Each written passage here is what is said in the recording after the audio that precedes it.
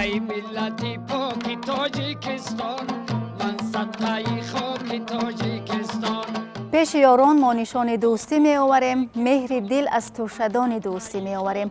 بسیار خوشحال هستم که تلویزیون محترم سینما و برنامه نور افکن مرا دعوت کردن و پیش شما نشستم.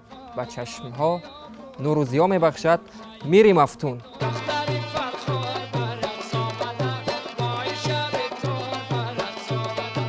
از آن تشریف و این تشریف یعنی چی تفاوت می‌بینید امروز در دوشنبه؟ آنقدر آزادی، آنقدر تنجی، آنقدر امانی است در تاجیکستان که ما چندین کشوری که رفتم شما باور کنید که به عادی که در تاجیکستان ما گشت گذار میکنم و مردم میبینم ما در دیگه کشورها ندیدم.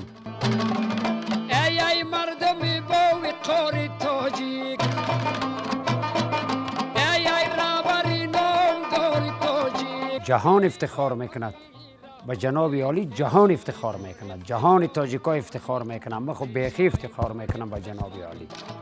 ای جان پدر چه خوش کلانت کردم، پروردم به ناز آقا جوانت کردم. بودی تا عزیز جان و خدمتگارم، امسال ما پی بختت روانت کردم.